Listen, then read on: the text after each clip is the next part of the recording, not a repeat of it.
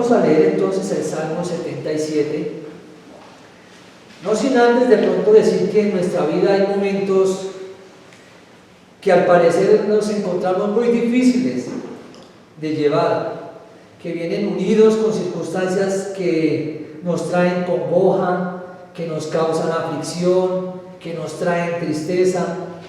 Hay momentos así en nuestra vida, que además estas circunstancias nos tratan de sumergir en momentos de desesperación. Hay momentos así en nuestra vida. Quizás aún no han llegado para los que no las han tenido, pero en cuanto a otros y en cuanto a mí, me incluyo también ahí, ya hemos pasado por momentos así. Y son momentos donde nos causan dolor, donde hay aflicción, donde hay duda, donde hay incertidumbre y nos sumergen en suprema desesperación. Hoy en día lo que es muy conocido como depresión, ¿no? ¿Sí? Y a veces le llaman estrés, en algunos casos, en algunas circunstancias. Y este salmo, por medio de su autor, nos expresa una condición así. Y no solamente nos expresa una condición así, sino que también este salmo nos va a mostrar y nos va a guiar por una cura. Esa cura que aliviará cuando nos sintamos en momentos así, ¿a qué hacer? ¿Sí? Eso es importante, porque sé que hoy en día hay mucho de esto, circunstancias difíciles, y no sabemos qué hacer, no sabemos cómo actuar, no sabemos cómo enfrentar esas situaciones, pero gracias a Dios y a su palabra que tenemos, que nos ayuda a saber cómo enfrentar situaciones así. Y nos ayuda a aliviarnos, a aliviar ese dolor, a aliviar esa circunstancia. Y nos va a indicar, como lo dije anteriormente, a qué hacer. Así que, ya sin más preámbulo, vamos a leer el Salmo 77. Si quieren leerlo conmigo, voy a leer un verso, el primer verso, ustedes leen el segundo y así consecutivamente, lo que se llama antifonal.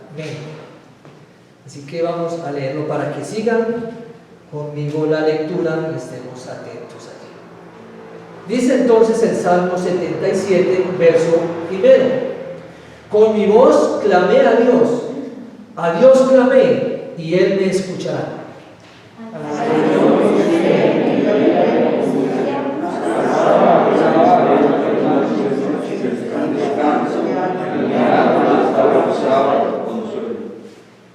Me acordaba de Dios y me conmovía, me quejaba y desmayaba mi espíritu.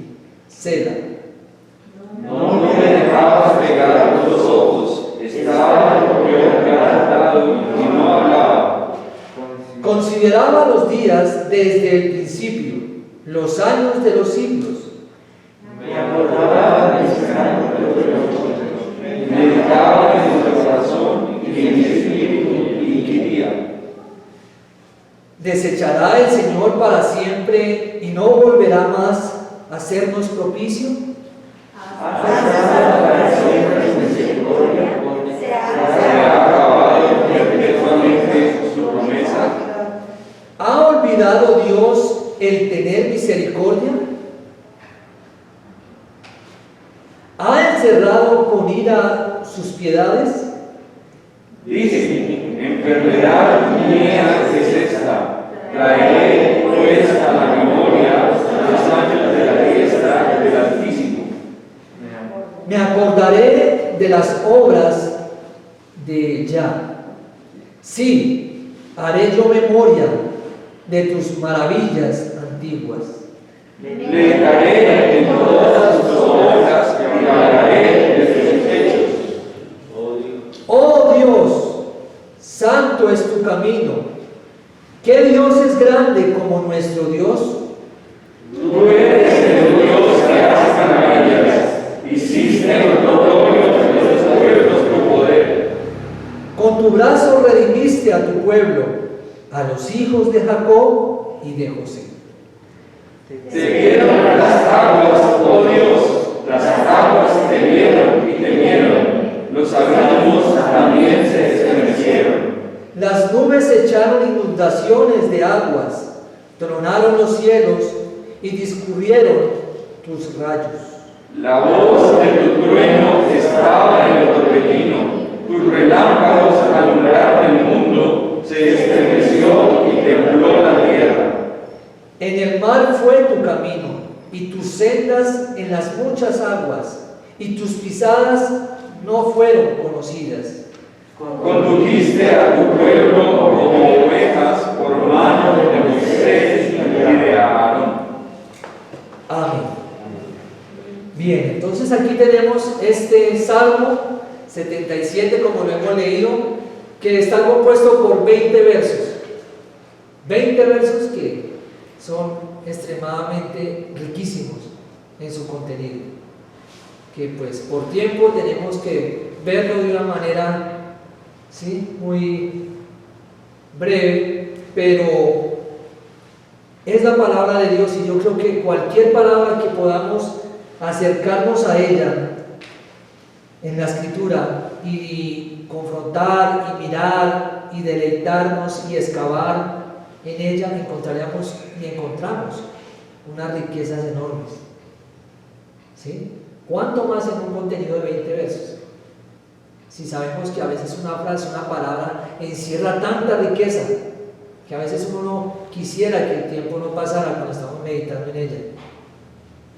¿Sí? Y aquí está entonces este salmo, que es el quinto salmo de la serie de 11 salmos consecutivos de este autor que es Asaf.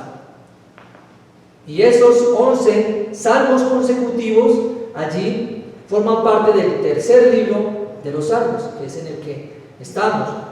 Así que este es el quinto de estos. Y comienza el salmo diciendo: meditación sobre los hechos poderosos de Dios. Es el título que le da esta versión de la Reina Valera de los 60. Otras Biblias, otras versiones no tienen este título. El título que se conserva más que todo en todos los, en la mayoría de Biblias, es al músico principal para Jedutún, salmo de Asaf. ¿Sí? Ese es el título que se trata de conservar en todos, más o menos en la mayoría de Biblias. Y en esta versión, Reina Valera 60 tiene ese título adicional adelante: meditación sobre los hechos poderosos de Dios. Pero ¿qué quiere decir entonces al músico principal para Jedutún? Es muy probable que esa palabra Jedutún tenga que ver, o sea, en mención a Israel, de una manera cariñosa, para relacionarse con Israel de una manera cariñosa. Jedutún, para Jedutún. Pero aquí también se nos nombra en este salmo el autor, y entonces nos está diciendo claramente que es Asaf, salmo de Asaf. Por eso concluimos y llegamos a afirmar que es el quinto de esta serie de 11. Y entonces ya podemos entrar allí y ver que este salmo representa una época específica. No. ¿Representa una circunstancia específica en particular? Tampoco. Solamente este salmo nos está describiendo un momento difícil que el autor expresa allí con sus palabras. No nos está diciendo ni cómo fue, ni en qué momento, ni cuál fue en sí la razón de por qué está este salmo y por qué estas palabras que están dentro del salmo. Es lo que podemos extraer así como para dar una introducción. Pero sí encontramos allí que hay un sufrimiento en medio de este salmo. Algo que lo inspira a que el autor lo haga, lo comience a decir, es que es algo que está causando en él dolor y sufrimiento. Como lo decía anteriormente, hay circunstancias en nuestra vida que también nos causan sufrimiento. Y ahí está entonces Asaf escribiendo, y esto es lo que contiene, pero también, aparte del sufrimiento, contiene una continua oración del autor, que llega hasta el agotamiento. Tal es la condición, tal es la manera de él orar, de derramar su corazón en oración, que llega al agotamiento, y lo veremos en unos versos que están en su primera parte, y ahí se expresa entonces lo que podemos encontrar allí. Pero ¿qué más podemos decir referente a este salmo? Está el autor, que es Asaf, como lo dije anteriormente, ya mencionado, y ese Asaf era un músico que constantemente lo acompañaba algo en sus salmos, y que queda expreso ahí. ¿Saben qué es? La tristeza. Algo que Asaf lo acompañaba constantemente en sus cánticos era la tristeza. Y constantemente cantaba en tono menor. Y algunos dirán, bueno, ¿y qué es eso de tono menor? ¿Saben qué es el tono menor?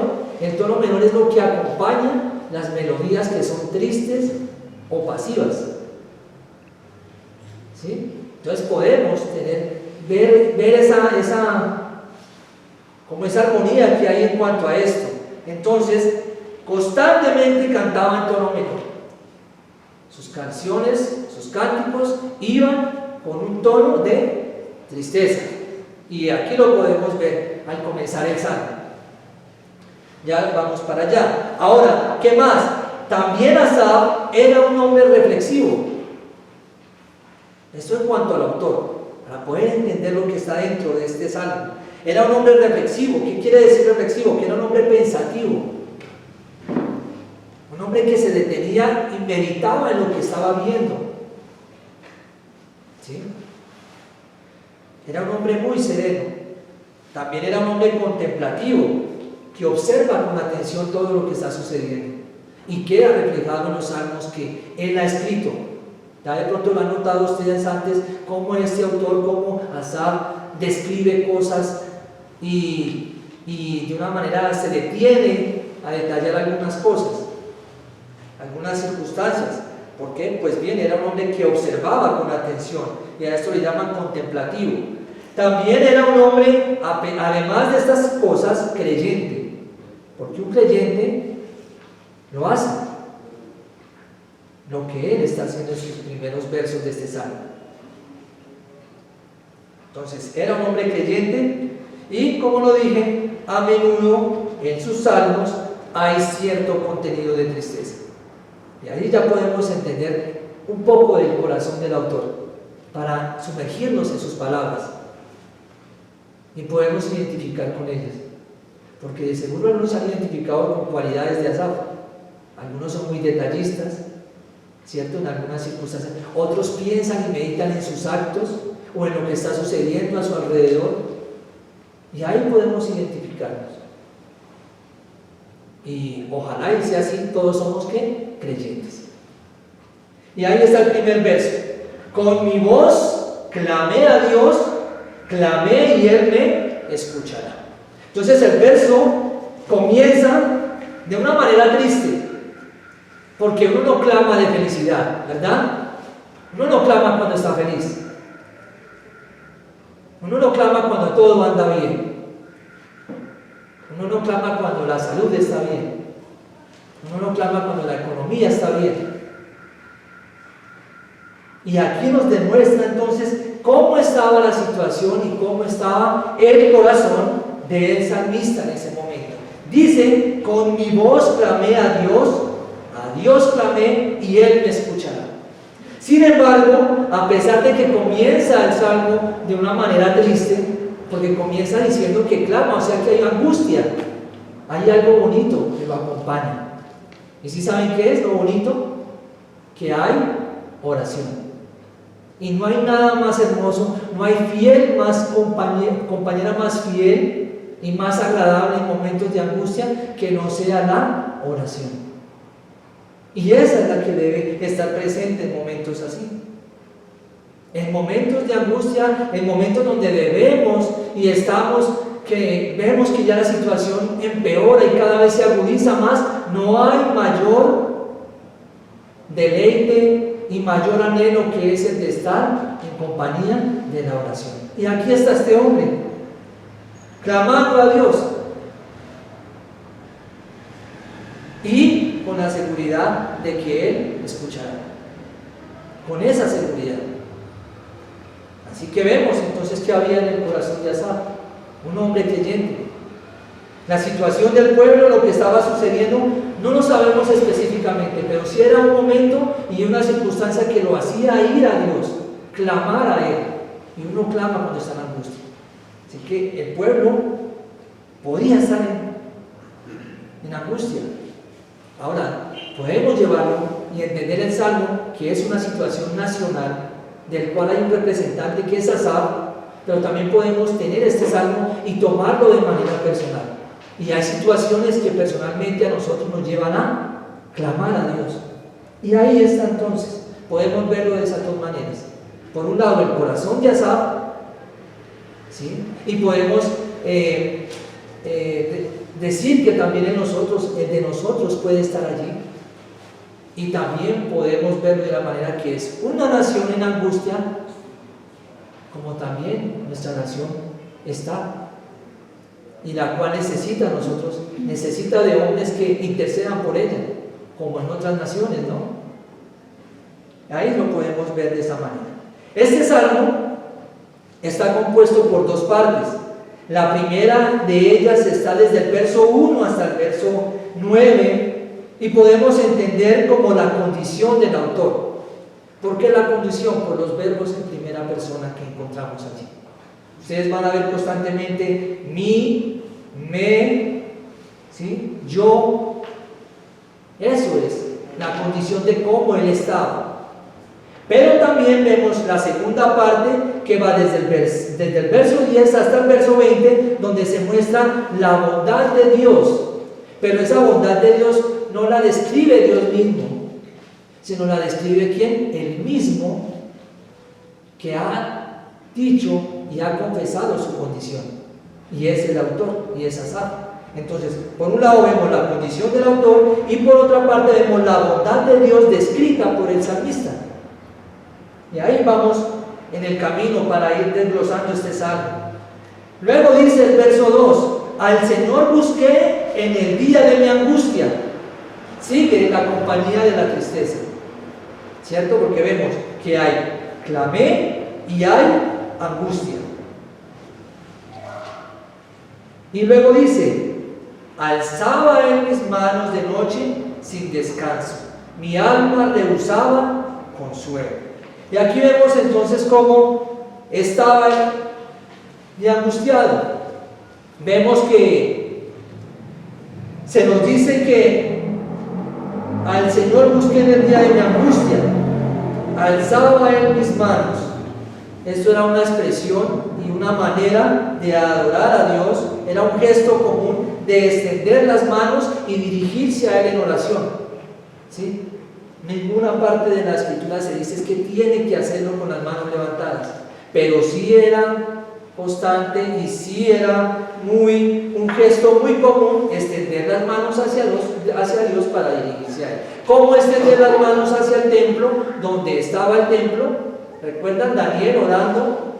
Otros hombres en el mismo salmo hacia el lugar del templo oraban, ¿sí? Creo que una parte, Salomón cuando dedica el templo a Dios, me parece, si no estoy mal, que llama a que todo aquel que hacia el templo mirase y orase, Dios le escuchara cuando lo dedica. Y aquí vemos entonces una manera de decir que este hombre alzaba sus manos a Dios en oración y en momento de angustia. Dice que lo alzaba en las noches. Tal era que aún la noche, que era su descanso, estaba dedicado para ir a Dios. Tal era la circunstancia, que lo llegaba y lo obligaba aún a sacrificar su sueño para ir en oración a Dios. Dice que es sin descanso. Imagínense, no había descanso en oración. No habían 10 minutos de oración y ya a dormir. Era sin descanso, sin cesar orando, por esa situación que lo estaba trayendo angustia. Y dice que su alma rehusaba consuelo, ¿sí? No deseaba, no quería consuelo. Y de seguro yo creo que el consuelo al que él hace referencia no es al consuelo que ofrece este mundo, que es pasajero, las diversiones, la risa, momentos que son pequeños de poder no olvidarse del problema. Yo creo que es a eso a quien hace referencia. Él se rehusaba a esos momentos así, donde usted tiene un problema, pero de pronto alguien llega y lo hace reír, y listo, es un momento donde usted descansa de esa situación. Pero luego, al acabarse ese momento, ¿qué pasa? Viene otra vez la angustia. Y es allí donde es probable que él diga: mi alma rehusaba ese consuelo. Para luego decir en el verso 3: pero antes de esto deberíamos hacer una reflexión para nosotros, extrayéndola de su palabra. ¿Qué acompaña nuestros momentos de angustia? ¿Qué acompaña cuando nos sentimos afligidos, llenos de circunstancias adversas, donde no sabemos qué hacer, donde vemos que la situación no mejora, donde vemos que no hay paz en nuestro corazón? ¿Qué es lo que acompaña ese sufrimiento? Lo acompañará lo mismo que acompañaba a Asaf. ¿Y qué acompañaba a Asaf? La oración. El ir a Dios y ir en dependencia a Él. Y hay momentos así. Yo soy el primero en decir que he tenido que pasar por momentos así, donde es difícil consolar el sueño, a raíz del sufrimiento, no porque estoy en una reunión y estamos compartiendo, no, sino a raíz de circunstancias adversas. Entonces, ¿qué es lo que acompaña nuestro sufrimiento? Y en eso es importante pensar, porque en eso se desprende en qué va a ser el final de esa situación. De allí, ¿de qué está acompañando ese sufrimiento? En eso tendremos que saber entonces en qué va a terminar, cuál va a ser el desenlace de esa situación. Porque si la oración no está ahí aliada al sufrimiento, ¿saben qué la va a reemplazar? Consejos que no son buenos, consejos de personas que no son las adecuadas, razonamientos de nosotros mismos que no somos perfectos, el autoestima que viene de nosotros y no es de Dios, sino que solamente es para nosotros en nuestras propias fuerzas tratar de salir de esa situación. Eso es lo que puede acompañar. También no solamente está esto, sino los consejos y palabras de personas no adecuadas, como lo dije, y que además de esto muchas veces son incrédulas, pero nos rodean. Entonces es importante pensar qué está acompañando nuestro sufrimiento.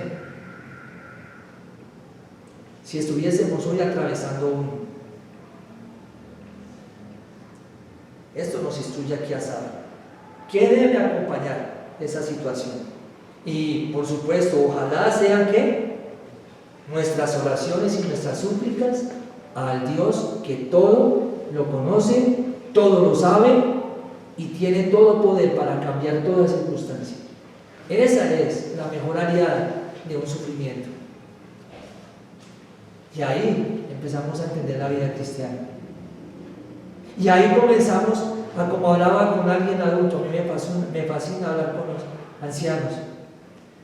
Y me decía, cuando comenzamos a entender el sufrimiento, comenzamos a entender la esencia del cristianismo. Y sí, es verdad, porque el sufrimiento va acompañando el cristianismo. No es todo color de rosa como lo venden hoy. No es ven a Cristo y cero problemas, ¿verdad? No, lo acompaña el sufrimiento, pero con el sufrimiento viene el gran consolador. Y ese es Dios.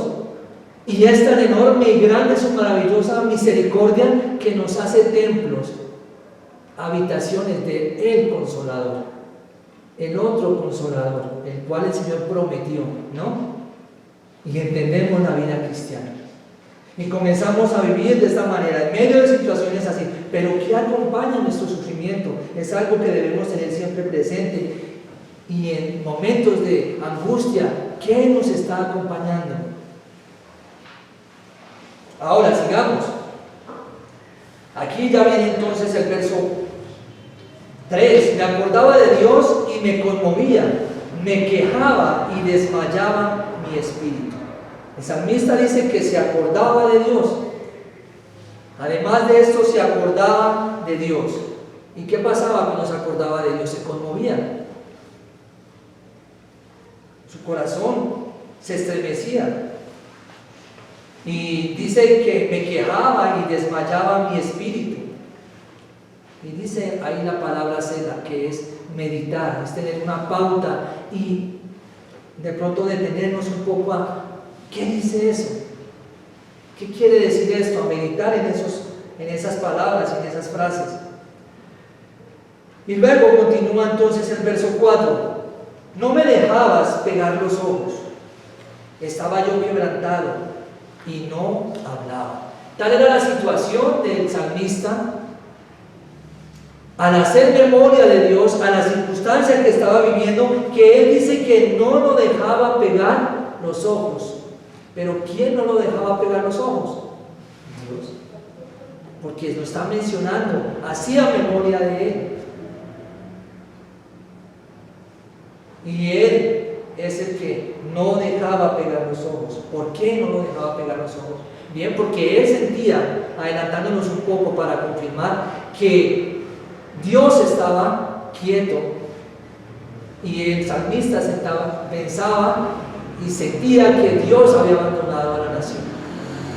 Y ahí dice, no me dejabas pegar los ojos, no dormía. Situaciones que vienen a nuestra vida así.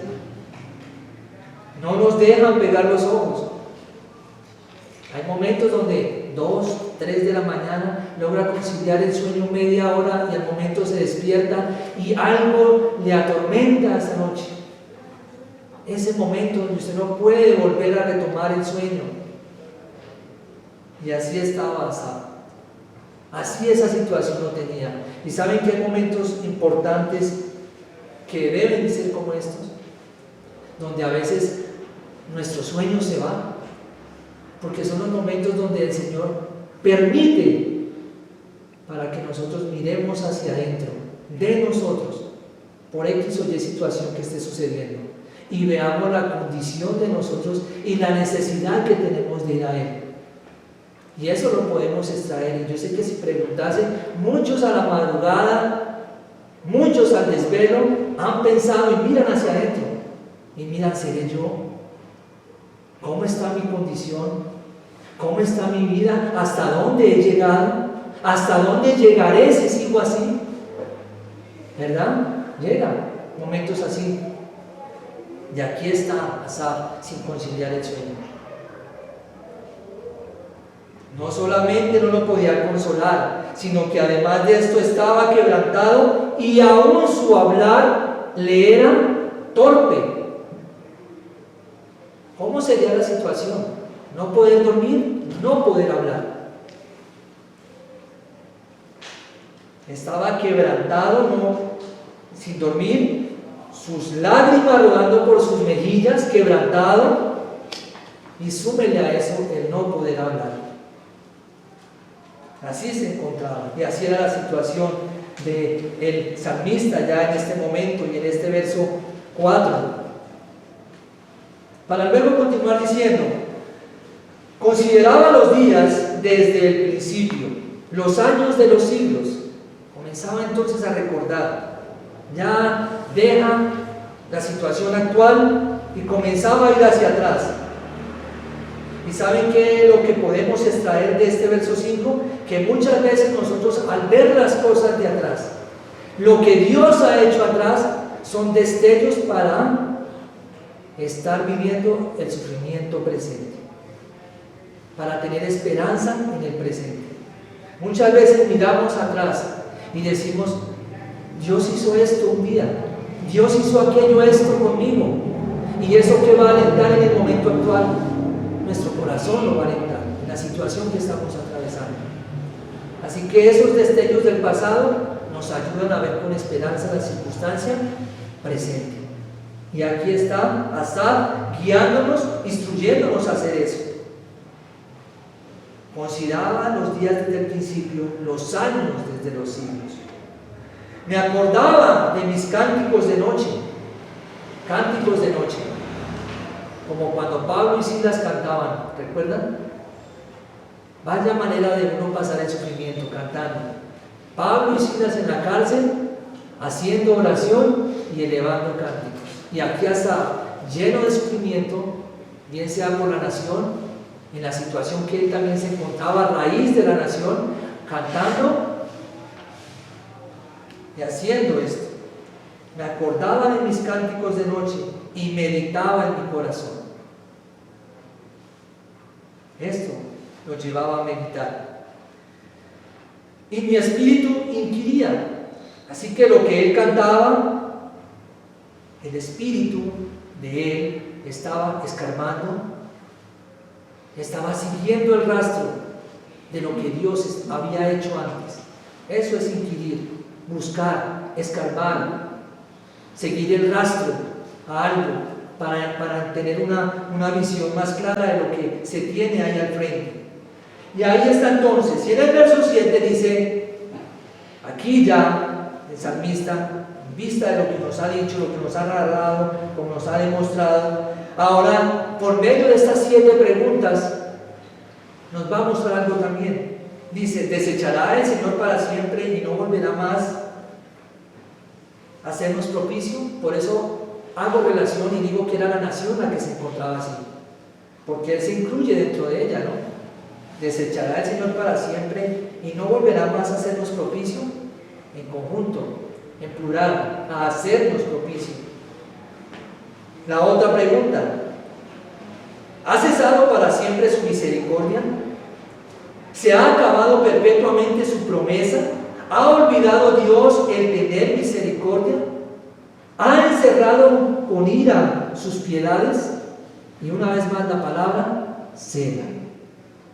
Entonces el salmista tiene 7 preguntas a las cuales se las expresa.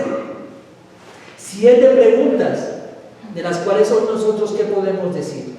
Y son preguntas las cuales él se hacía y miraba con incertidumbre. Pero ahora nosotros, al tener ya casi el final y la conclusión de la historia de lo que Dios nos promete en su palabra, ¿qué podríamos decir? ¿Que Dios se olvidaba? No. ¿Que Dios escondía su misericordia? No. ¿Cuánto más nosotros debemos de tener entonces confianza en Dios? Sabiendo que estas preguntas que para Él eran y estaban allí presentes, cargadas de duda, porque decían, pero mira la nación cómo está. Dios, ¿dónde estás? ¿Te has olvidado? Dios, no volverás a atender, no volverá tu misericordia. Nosotros ahora, en medio de cualquier circunstancia, cualquier sufrimiento, y viendo el cumplimiento de la palabra como palabra tras palabra se cumple, ¿podemos nosotros caminar con duda en el Señor? No lo podemos hacer. No lo podemos hacer. Y ahí están estas 7 preguntas del salmista. Ahí está él entonces recordando. Pero miren lo que dice el verso 10 y cómo él avanza. A tantas preguntas que estaban cargadas de incredulidad, él reacciona. Asaf reacciona. Y miren lo que dice. Dije, enfermedad mía es esta. Traeré pues a la memoria los años de la diestra del Altísimo. ¿Saben cuál era la enfermedad para el salmista en ese momento? La incredulidad. Enfermedad mía es esta. ¿Cómo estaba haciendo estas preguntas? Y él que dice, ¿cuál es el antídoto? El volver atrás. El volver a lo que Dios había hecho atrás. Y como alguien decía, es importante de que si yo no creo desde Génesis 1:1, decía un pastor hablando de este salmo, si yo no vuelvo a Génesis 1:1 y creo lo que dice ahí en ese versículo, me es difícil comprender y refugiarme en las promesas y en la grandeza y en el poder y en la infinidad de Dios. Es difícil, por eso un incrédulo no haya descanso ni alivio en Dios. ¿Por qué? Porque no cree en sus promesas, porque no cree en su palabra. Y de esta enfermedad, aquí el salmista, podríamos decirlo en palabras, se sacude y dice, enfermedad mía es esta. Y busca el antídoto rápidamente, volver atrás. Y miren lo que dice cuando vuelve atrás. Por eso comienza aquí una alabanza hacia Dios. Porque memoria, dice, a la memoria de los años de la diestra del Altísimo. La diestra, poder, respaldo, defensa. Esto es lo que es la diestra de Dios. Y dice, me acordaré de las obras de Jah. ¿Qué iba a hacer entonces el salmista? Acordarse de todas las obras que Dios había hecho. ¿Qué hacemos en nosotros de angustia? En momentos de angustia, de sufrimiento, debemos, en medio de tal vez brotes de incredulidad que vengan, ¿será Dios quien me has abandonado? ¿Será que esta situación económica nunca va a cambiar? ¿Será que tú nunca vas a interceder? ¿Será que tú nunca vas a hacer presencia en mi área emocional? ¿Qué debemos hacer? Ir a las obras de Dios.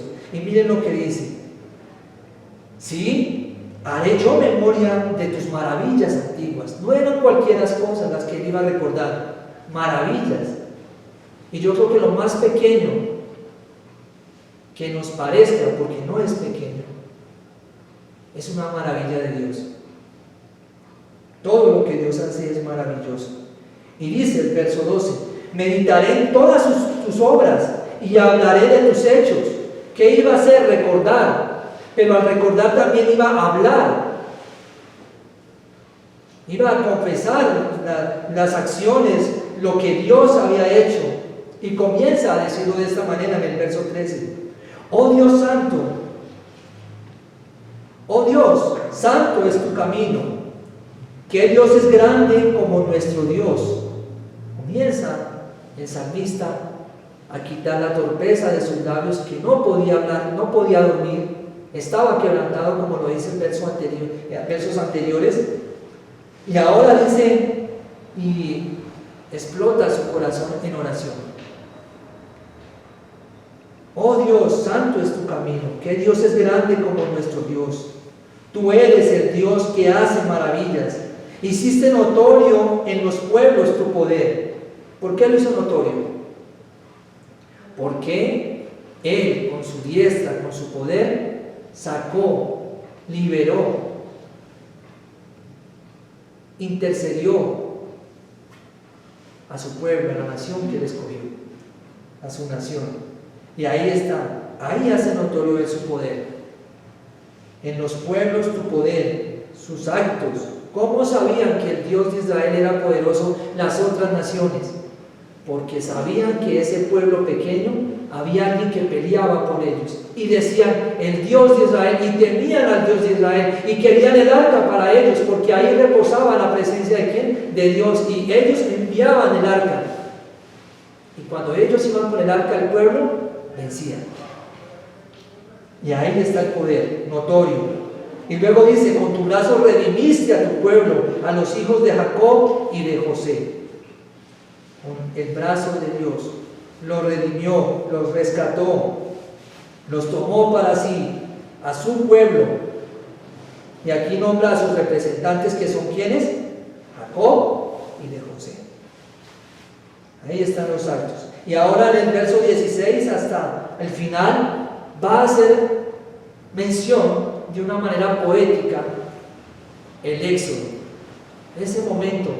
Y miren lo hermoso como Asaf, en la situación que estaba el pueblo, no sabemos, no se describe, pero él llega al éxodo.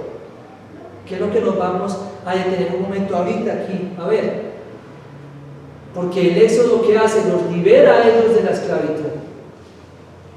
Y nosotros también diríamos, pero bueno, ¿qué tiene que ver el éxodo? Nosotros también tenemos que ir y mirar allá el éxodo. ¿Cuál fue nuestro éxodo?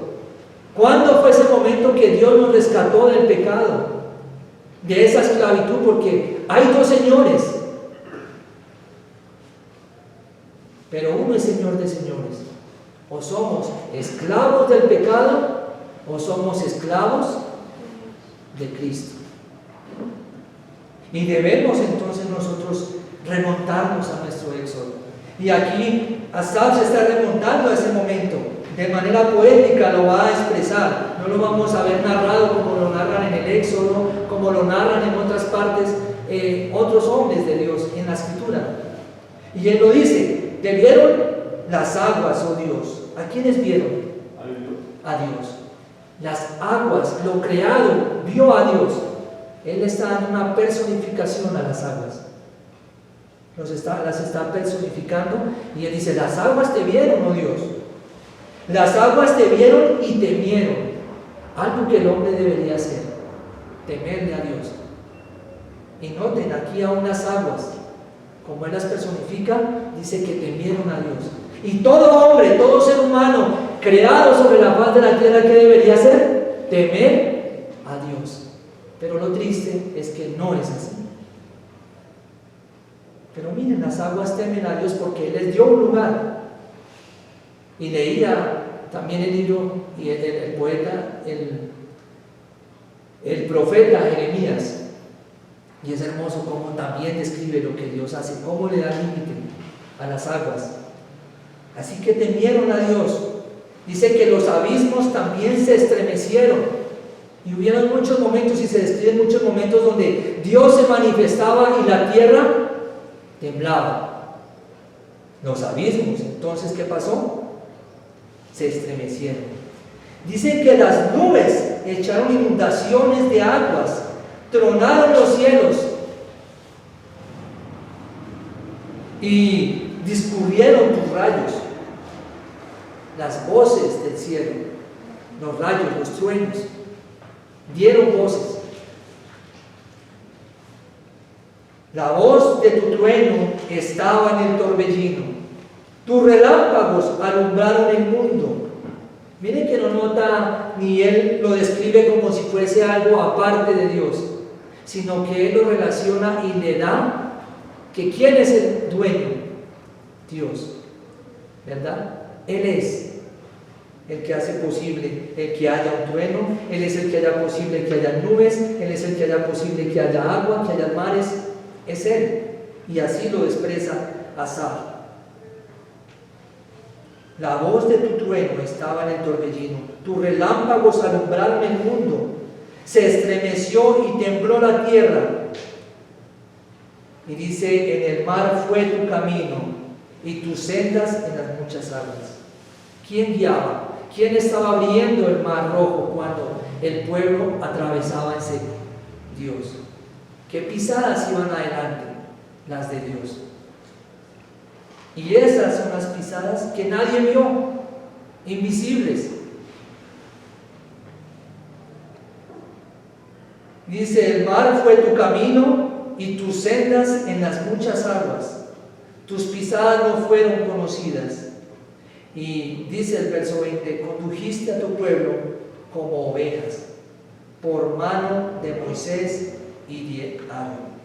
Así fueron las pisadas. Así fue la manera en que Dios liberó a su pueblo. Y así es la manera en que ahora Asaf va a enfrentar su situación. Y es hermoso ver cómo este salmo comienza triste, pero termina esperanzador. ¿Y qué lo hace esperanzador? El ir a Dios y el recordar sus obras. Eso nos ayuda y eso nos enseña este salmo, a que nosotros debemos también elevar nuestra mirada a Dios. Situaciones puedan que vengan, si no las estamos viviendo, como puedan que no, pero si llegasen a venir, que nuestra mirada y nuestra compañera fiel y agradable y deseosa sea la oración, y con ella las obras de Dios, que nos ayuden a estar allí. Y así dice que condujo a su pueblo como ovejas, haciendo y mostrándonos como el pastor, el buen pastor guía a sus ovejas. Y así guió a su pueblo Israel. Y así nos guía hoy a nosotros en su misericordia. Ahora, ¿tenemos nosotros por qué orar de esta manera? Sí. La situación actual de esta nación, como de otras muchas y como del mundo entero, no es alentadora. Así que debemos orar, sí. La pandemia tiene la ciencia, como diría alguien, patas arriba, experimentando. Primero era una dosis, ahora no son dos, ahora hay un refuerzo. Y ahora se hablará de que cada año habrá que hacer una. Y ahí va. y vemos la condición. Pero ¿qué puede? Lo único que puede de pronto hacer que todo cambie es si el hombre se humillase a Dios. Si una nación que está en dificultad se humilla a Dios, ¿Dios tardará en responderle? No. En su misericordia Él vendrá. Así que debemos mirar a Dios, debemos acercarnos a Él y debemos también descansar en sus atributos, que están aquí también y hacen mención en los versos del 10 en adelante. Hay unos atributos de Dios que no mencioné, pero se habla de su poder, se habla de su dominio, se habla de su autoridad, se habla de su creación, y ahí están. Entonces, cuando nuestra oración va acompañada, nuestro sufrimiento va acompañado de la oración, también va acompañado de recordar los atributos de Dios. Amén. Oremos de que este sea nuestro anhelo, de que siempre que atravesemos circunstancias, no dejemos de orar, no dejemos de recordar las obras de Dios. Y si miramos no solamente a nosotros y a la nación, hay mucho por qué orar y mucho sufrimiento, del cual otros también padecen. Como está ahorita en auge el caso de una familia donde hay un Caín y también hubo un Abel. ¿Ven? Y es lo triste, ¿no? Hay que orar porque se cumple la palabra. Raíz de todos los males es el amor al dinero. Se enfriará el amor de muchos. Todo eso lo estamos viendo y debemos por qué orar. Tal vez nos volvemos apáticos porque como no es nuestra familia, pero está ahí, y así es el corazón de muchos hombres que nos rodean hoy en día. Oremos. Padre, damos gracias en esta noche por tu palabra, por este salmo que nos enriquece, que nos invita a meditar, nos invita a ser instruidos por tu palabra y por este hombre, al cual tú le permitiste, bendito Señor, vivir por un momento difícil, formar parte de una nación la cual sufrió por su rebeldía, por su pecado, y hoy lo vemos, lo escuchamos en esta noche, clamando a ti, narrándonos cómo se encontraba su corazón, qué acompañaba sus noches. Nos podemos identificar con él, bendito Señor, porque hay momentos así en nuestra vida. Pero también, Padre, nos unimos a esa alabanza de los últimos versos, donde te atribuye a ti toda obra maravillosa y grande, porque tú eres el Dios que todo creó y todo sostiene. Te damos gracias, bendito Señor, en esta noche, en el nombre de Jesucristo, tu Hijo. Amén.